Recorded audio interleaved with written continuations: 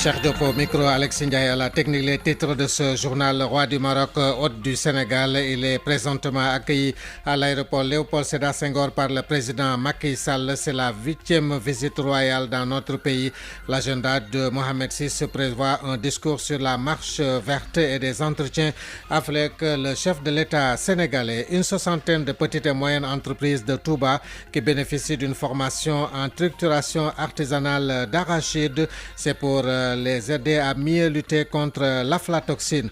La gendarmerie de Matam qui met la main sur un redoutable voleur de bétail dans la zone de Sinthiou Garba. Il a été arrêté au moment où il tentait de traverser la frontière malienne avec une soixantaine de têtes de bétail. À suivre les sports, c'est l'affaire de Momadouli. Le dossier et la revue des titres mettront fin à ce journal. Bienvenue à tous. Direction l'aéroport Léopold Sédar Senghor pour retrouver Khadifal Koulibaly. Le roi Mohamed VI est arrivé tout à l'heure à Dakar.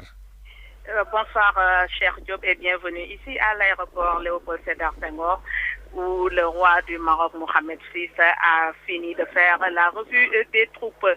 Il est arrivé à 18h45, donc il faisait 18h45 quand l'avion royal a foulé le sol sénégalais à son bord. Mohamed VI, celui-là même qui a choisi notre pays pour y procéder, prononcer le discours royal à son peuple à l'occasion de la commémoration du 41e anniversaire de la glorieuse marche, une marche verte initiée par son père, le roi Hassan II. C'était le 6 novembre 1975 pour récupérer le Sahara occidental. Le roi du Maroc n'en est pas à sa première visite, vous l'avez dit, cher. Entre 1999 à nos jours, il a effectué 8 voyages au Sénégal. Les derniers en date, c'est quand la dernière visite en date, c'est quand le président Macky Sall a accédé à la souveraineté internationale. La dernière visite remonte au 21 mai 2015 du moins, une visite au cours de laquelle 13 accords ont été signés entre le Sénégal et le royaume du Maroc. Donc des accords qui vont de l'agriculture à la pêche, en passant par l'aquaculture, la santé, les bâtiments et travaux publics, les banques et assurances, autant de choses aujourd'hui qui sont là pour le développement humain, et c'est inscrit même au cœur de la fondation Mohamed VI pour le développement durable. Actuellement, le roi, accompagné du président Macky Sall, salue les personnalités qui sont aujourd'hui venues à l'accueil. Un accueil royal digne de son rang, il faut le dire, parce que beaucoup de populations se sont déplacées pour aujourd'hui accueillir le roi Mohamed VI.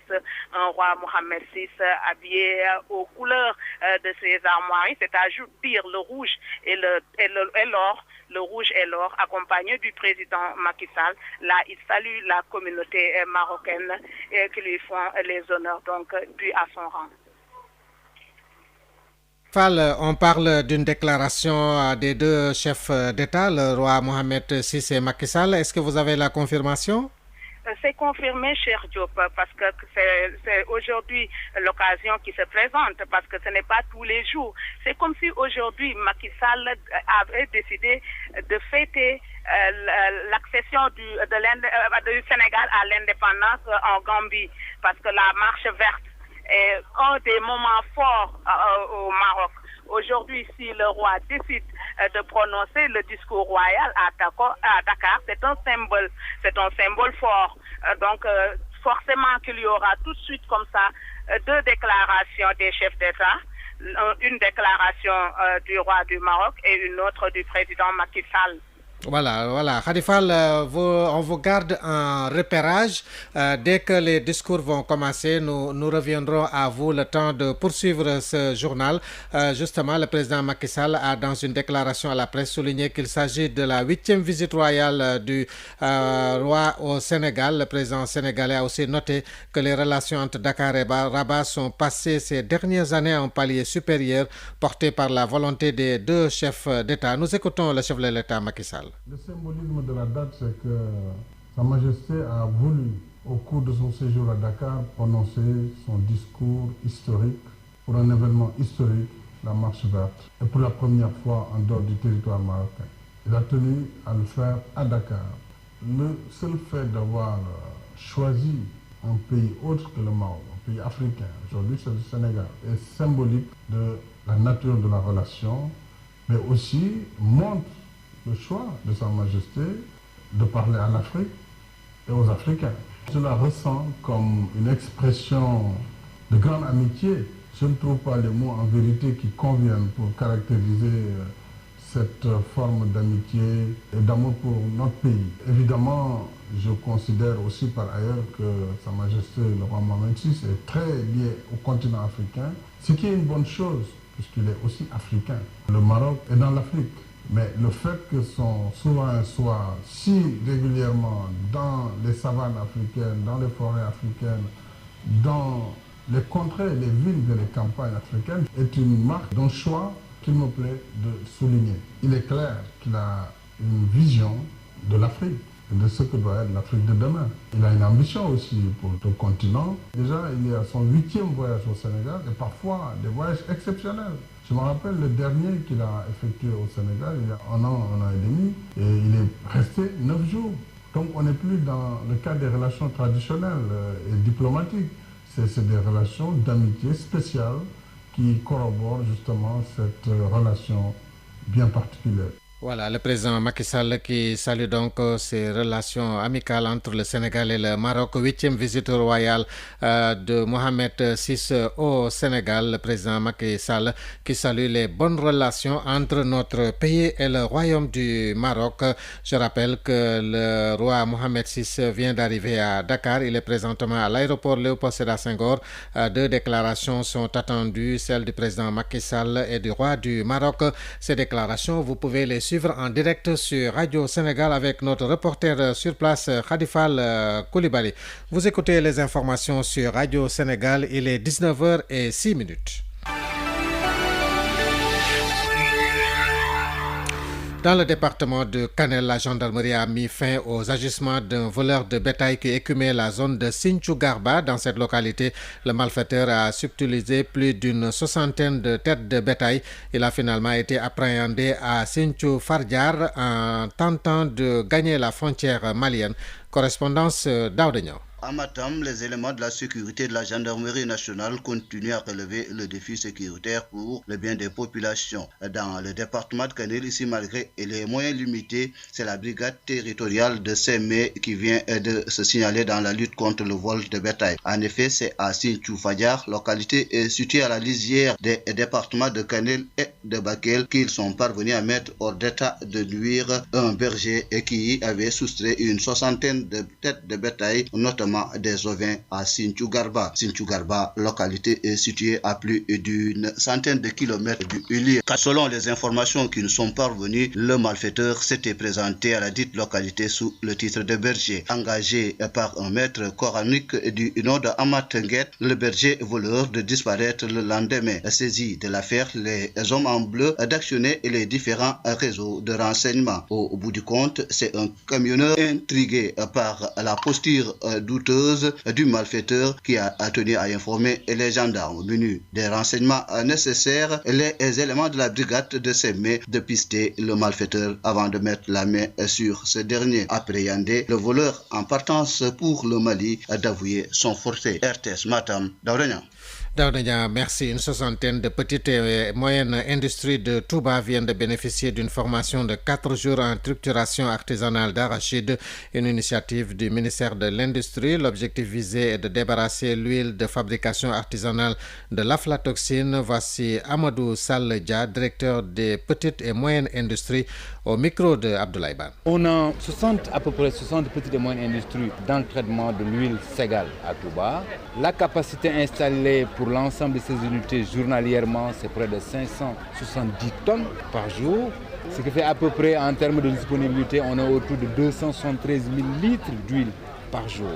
Maintenant, il fallait accompagner pour mettre aux normes cette huile en tant qu'elle est destinée à la consommation. En tant qu'État, nous devons veiller à ce que l'huile destinée aux populations soit respectueuse des normes alimentaires, des normes de production, l'huile ségale, l'huile artisanale. On a eu de belles bouteilles avec une huile très claire, débarrassée de l'aflatoxine. C'était l'objectif. Voilà, donc il s'agissait de Amadou Salledia, le directeur des petites et moyennes industries. Le bureau national de la COJER, la convergence des jeunes républicains, est en tournée à l'étape de Bignona. La COJER a tenu un meeting à cette occasion. Les jeunes de Bignona ont exhorté le gouvernement à prendre à bras le corps la question de l'emploi des jeunes dans le département. Younous Diédiou. Pour la convergence des jeunes républicains, le cap demeure les législatives de 2017 et la présidentielle de 2019. Et la COJER se lance déjà dans une campagne d'information sur les enjeux liés à ces scrutins. À Bignona, la mobilisation est sonnée pour le triomphe des idéaux du président Macky Sall et pour Ansoussane, le président départemental de la COJER de Bignona. Il s'agit de s'appuyer sur le bilan déjà positif pour convaincre les populations à poursuivre le partenariat. La COJER que j'ai l'honneur de diriger est sur la bonne voie et qu'ensemble nous pouvons assurer non seulement au président de la République une majorité confortable aux élections de 2017, mais avec le président de la République aussi, nous pouvons le réélire au premier tour aux élections présidentielles de 2019. Les représentants des différents terroirs de Bignona ont profité de cette tribune pour exhorter la patronne de la COJER de transmettre leurs doléances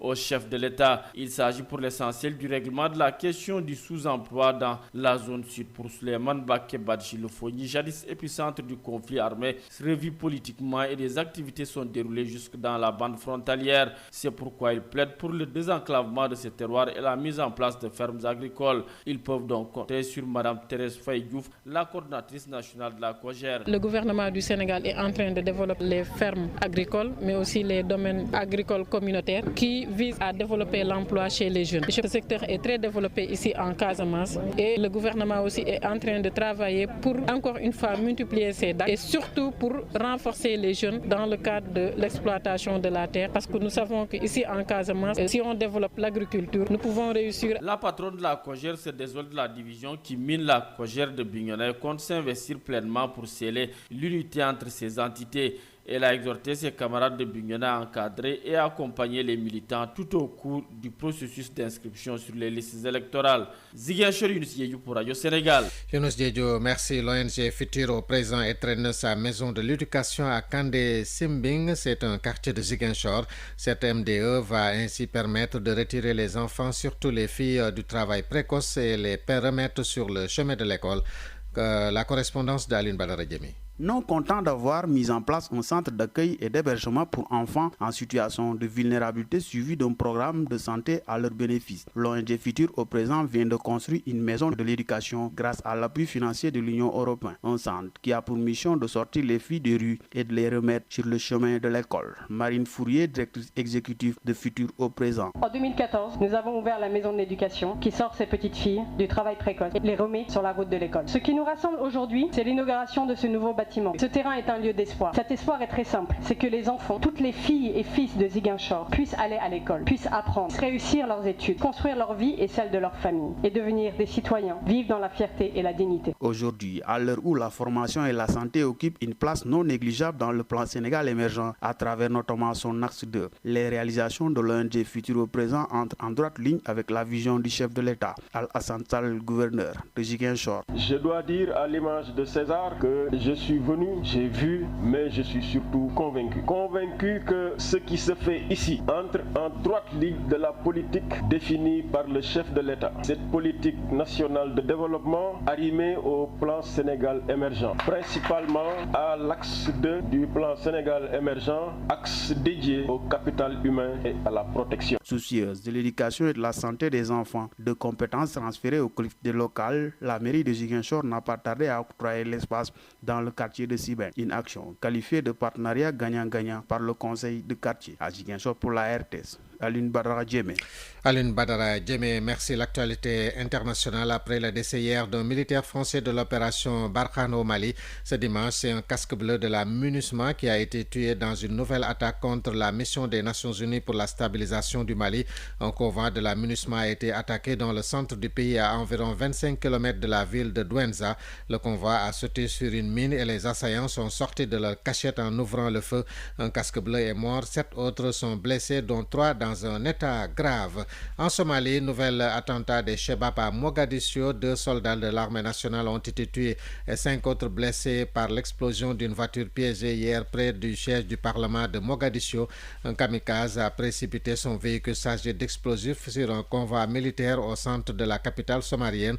Un attentat revendiqué par les Chebab. Une radio du groupe islamiste parle de son côté de 17 morts et de plus d'une trentaine de blessés. La Somalie est actuellement en plein processus électoral. Guerre contre l'État islamique.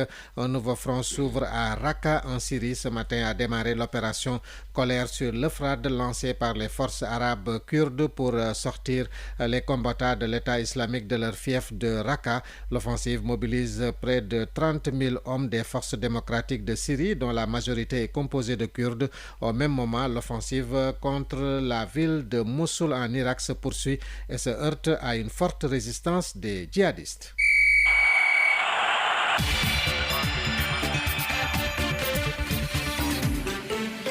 L'actualité des sports sur Radio Sénégal, c'est avec Mamadou Ly. Bonsoir. Bonsoir et nous commençons par la suite de la première journée du championnat de Ligue 1 et de Ligue 2. En Ligue 2, justement, le Duc a battu Marguerite 4-1. Sonacos de Diourbel est allé battre Promo Foot de Thiès 1-0 à Louga. Le Ndiamour de Louga et Guédiawaye Football Club ont fait match nul. Un but partout. Nous allons hors du Sénégal pour parler de la finale retour de la Coupe de la CAF. Le tout-puissant Mazembe a remporté la Coupe de la CAF grâce à sa victoire sur Mouloudia Olympique d'Alger. 4-1 à l'aller. Les deux équipes étaient à égalité. Un but partout, direction l'Angleterre avec la Prime League cet après-midi. Large victoire de Liverpool sur Watford 6-1 avec un doublé de Sadio Mané. Du coup, Liverpool devient leader devant Chelsea qui a battu Everton hier 5-0. Arsenal Tottenham, un but partout. Hull City bat Southampton 2-1. Manchester United a battu Swansea 3-1. Leicester a été battu sur son terrain par West Bromwich 1-2. Nous allons en France. Le leader Nice a été battu par Caen 1-0. Metz Saint-Étienne 0-0. Paris Saint-Germain Rennes, ce sera tout à l'heure à 19h45. En Espagne, le Real de Madrid reste leader de la Liga après sa victoire 3-0 devant le Ganes espagnol. Athletic Bilbao 3-0 pour Espagnol devant Athletic Bilbao. Celta Vigo Valence 2-1. À 19h45, ce sera le choc Séville-Barcelone. Voilà, c'est tout pour l'actualité des sports sur Radio Sénégal, un journal des sports présenté par Mamadou Ly. Merci. À présent, le dossier de ce journal, Taïba Moutoufa à Soif, le forage qui alimentait les 38 villages de cette commune de la région de Diourbel, est en panne depuis 1 an. Les femmes qui font des kilomètres à la recherche de liquide précieux, les risques d'accident ne manquent pas avec la construction de l'autoroute Ila-Touba, suivant le dossier réalisé par Oscar Tendeng. 18h30, au crépuscule de ce lundi 24 octobre 2016, le puits de Taïba Moutoufa, le seul d'ailleurs dans cette commune, est très animé. Une dizaine de femmes se livrent à une épreuve physique, retirer le seau rempli d'eau à 50 mètres de profondeur pour le remonter à la surface.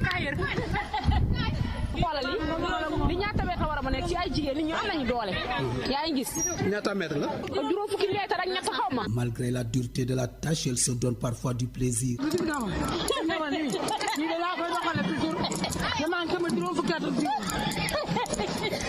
Une corvée au quotidien pour satisfaire les besoins de la famille en eau. Elles sont âgées entre 50 et 20 ans, mais on a du mal à reconnaître les plus jeunes tellement leur âge contraste avec leur physique.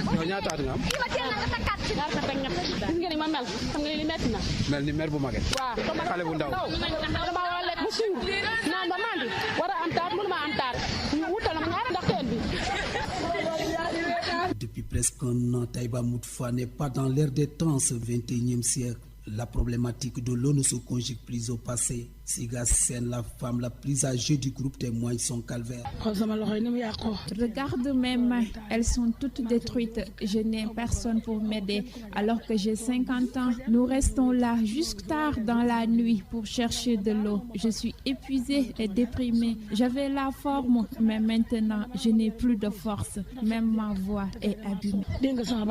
Un manque d'eau qui n'épargne pas les écoles. Cet élève en classe 3e au CM de la commune témoigne. Quand on sort en classe, on reste dans la cour pour attendre l'eau. Pour vos besoins, qu'est-ce que vous faites? Vous sortez, vous demandez la permission à l'enseignant et vous allez dans les maisons. Oui, les élèves de Taïba sont tellement fatigués. Ce que confirme le directeur de l'école élémentaire de la commune. Vous imaginez une école qui fait à peu près 200 élèves où il n'y a pas d'eau, c'est difficile. On souffre. Pour en savoir davantage sur ce manque d'eau dans les écoles, nous nous sommes rendus dans les maisons les plus proches des établissements scolaires. Le témoignage de cette femme est le même que nous avons recueilli dans presque toutes les maisons. Il ne me reste qu'un seul bidon pour préparer le déjeuner, mais je suis obligée de le partager avec les élèves. Eux tous, nous les considérons comme nos enfants. Regardez, ce sont mes enfants qui viennent là-bas. Ils étaient partis chercher de l'eau. Tout ça, c'est pour les élèves qui viendront faire leurs besoins. La panne du forage est intervenue le 21 décembre 2015. Les explications d'Ousmane Aminata Niane, le gérant du forage. C'est qu'on a un problème au-dessus de la nappe. On trouve du calcaire qui sort mélangé avec l'eau, créant des problèmes même de la pompe. Le maire de la commune a le cœur gros, même s'il nourrit l'espoir de voir la situation revenir à la normale. Ibrahim Andou. Nos troupeaux commencent déjà à avoir d'énormes difficultés pour s'abreuver. C'est un appel que je lance à ces autorités qui gèrent l'hydraulique. Je leur demande véritablement de faire en sorte que les travaux puissent commencer dans les meilleurs délais. En attendant de voir les autorités étatiques régler ce problème au plus vite, les populations de Taïba Moutfoua continuent de braver les risques en traversant l'autoroute à péage et la Touba à la recherche de l'or bleu dans les villages environnants. Oscar Tendé, Diourbel, RTS.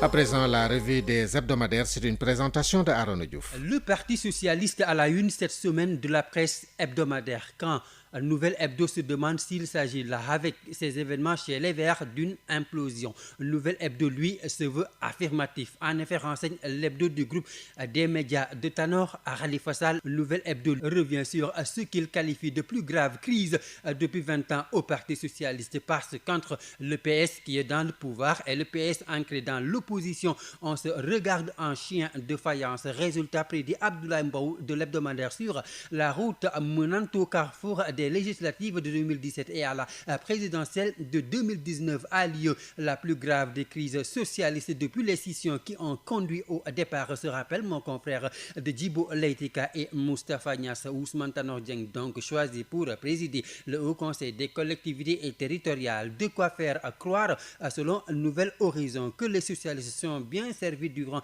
ce premier mandat de Macky Sall et le retour au pouvoir seulement. Et c'est là où se trouve le problème. La ligne actuelle du Parti des Verts n'agrée pas tous et une fronde est née pour que l'alliance avec Benno Bokk Yakaar et surtout avec le président Sall, chef de la dite alliance, soit remise en cause. Et c'est d'ailleurs pourquoi ces partisans de Khalifa Sall croient dur comme fer, indique Nouvelle Hebdo, que toute la crise essentiellement d'orientation qui secoue le plus vieux parti politique sénégalais est dans cet engagement à la hussarde d'Ousmane Tanor Dieng. En Côte d'Ivoire, Jeune Afrique relève cette union sacrée autour du rassemblement des oufouettistes pour la démocratie et la paix, RHDP. Ouattara Bédié, plus soudé que jamais selon mon confrère, qui ne manque pas de jeter un regard dans le rétroviseur. Et c'est pour rappeler que des années durant, ils se sont détestés. Aujourd'hui, rien ne paraît plus les séparer, parce qu'après avoir fait cause commune lors du vote de la nouvelle constitution, ils promettent, selon JIA, de rester unis pour les législatives. Voilà, c'est la fin de ce journal sur Radio Sénégal. La principale information, c'est la visite du roi du Maroc au Sénégal, le roi Mohamed VI qui vient de quitter l'aéroport direction sa résidence, 8e visite royale dans notre pays. L'agenda du roi du Maroc prévoit un discours sur la marche verte et des entretiens avec le chef de l'État sénégalais. Vous avez suivi les détails depuis l'aéroport avec notre reporter Khadifal Koulibaly. Les autres titres développés, une soixantaine de petites et moyennes entre-industries de Touba qui bénéficient d'une formation en structuration artisanale d'arachide. C'est pour les aider à mieux lutter contre l'aflatoxine. La gendarmerie qui met la main sur un redoutable voleur de bétail dans la zone de Sinthiou Garba, c'est dans la région de Matam. Il a été arrêté au moment où il tentait de traverser la frontière malienne avec une 60aine de têtes de bétail. Merci à Alexis Ndiaye à la technique, merci à nos amis du CDM à la réalisation de cette édition. Cheikh Tidiane Ndiaye et François-Xavier Thiaw, journal présenté par Cheikh Diop. Merci d'avoir suivi. Excellente suite de programmes sur Radio Sénégal.